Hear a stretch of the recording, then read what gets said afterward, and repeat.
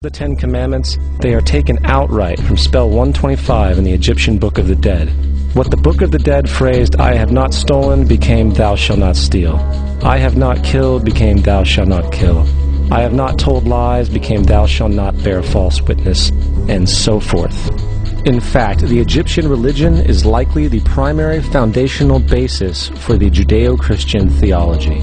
Baptism, afterlife, final judgment, virgin birth, death and resurrection, crucifixion, the Ark of the Covenant, circumcision, saviors, Holy Communion, Great Flood, Easter, Christmas, Passover, and many, many more are all attributes of Egyptian ideas long predating Christianity and Judaism. Justin Martyr, one of the first Christian historians and defenders, wrote, "When we say that he, Jesus Christ, our teacher, was produced without sexual union, was crucified and died and rose again, and ascended into heaven, we propound nothing different from what you believe regarding those who you esteem sons of Jupiter."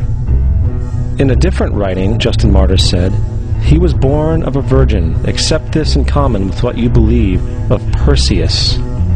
It's obvious that Justin and other early Christians knew how similar Christianity was to the pagan religions. However, Justin had a solution. As far as he was concerned, the devil did it.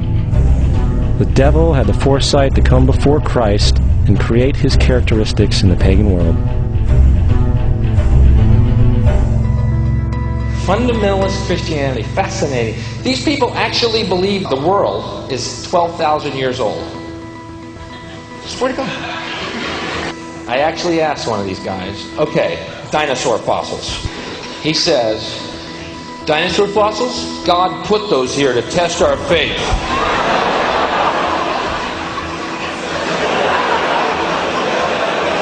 I think God put you here to test my faith, dude.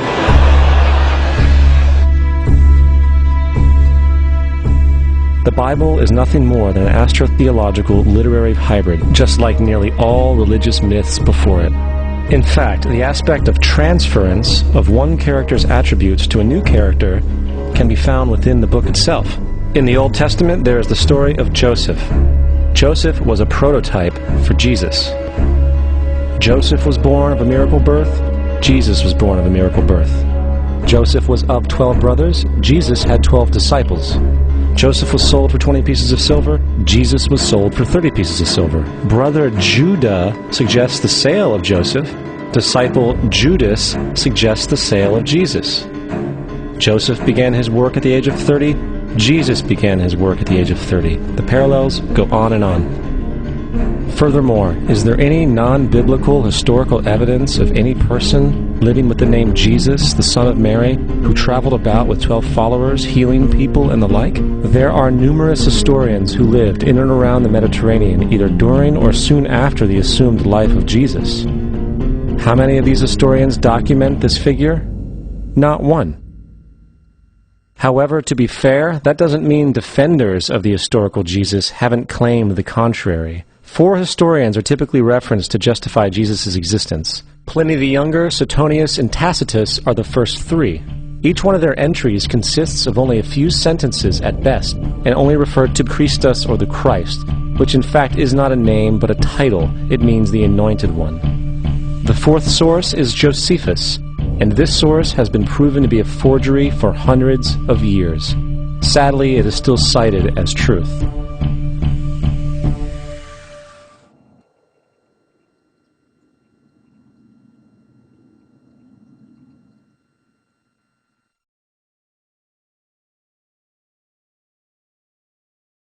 We don't want to be unkind, but we want to be factual.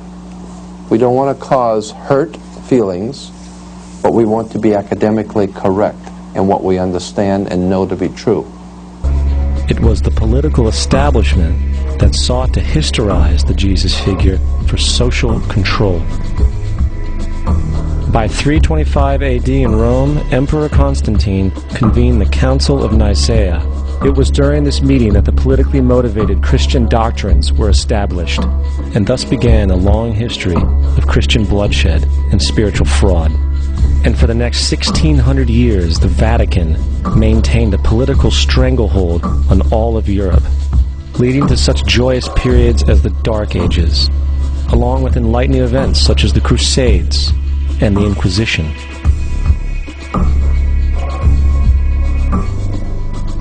Christianity, along with all other theistic belief systems, is the fraud of the age. It serves to detach the species from the natural world, and likewise each other. It supports blind submission to authority. It reduces human responsibility to the effect that God controls everything, and in turn awful crimes can be justified in the name of a divine pursuit. And most importantly, it empowers those who know the truth, but use the myth to manipulate and control societies. The religious myth is the most powerful device ever created and serves as the psychological soil upon which other myths can flourish.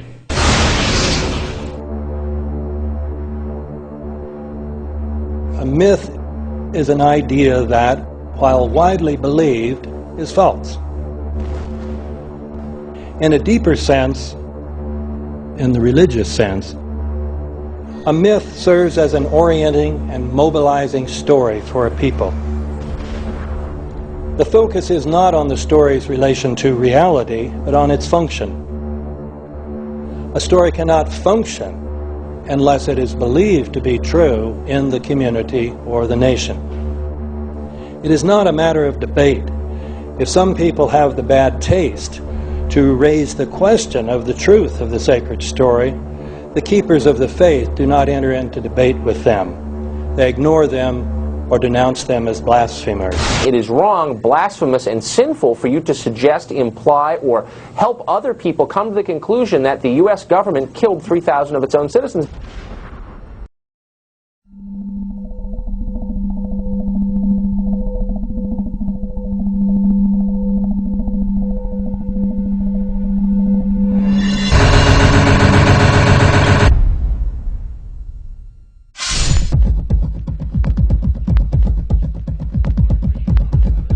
The old appeals to racial, sexual, and religious chauvinism, to rabid nationalist fervor, are beginning not to work. This is who I am, and whether I'm good or bad, or achieving or not, all that's learned along the way. Because it's just a ride, and we can change it anytime we want.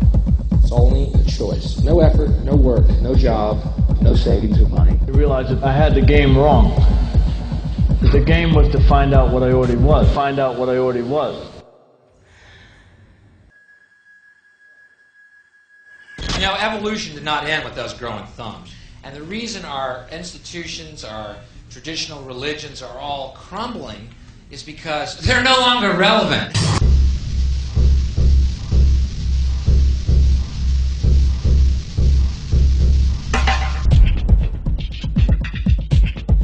Kids will ask their parents, "Dad, couldn't you see that war was inevitable when you produce scarcity?"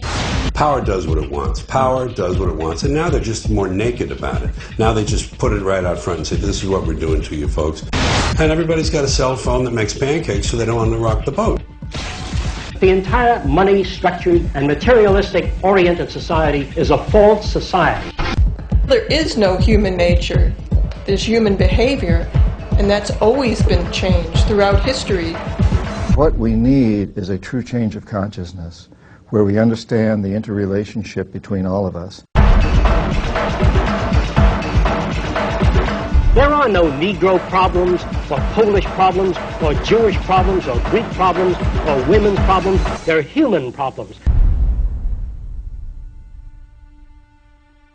The society that we're about to talk about is a society that is free of all the old superstitions, incarceration, prisons, police, bankers, advertising, gone forever, because it's no longer relevant.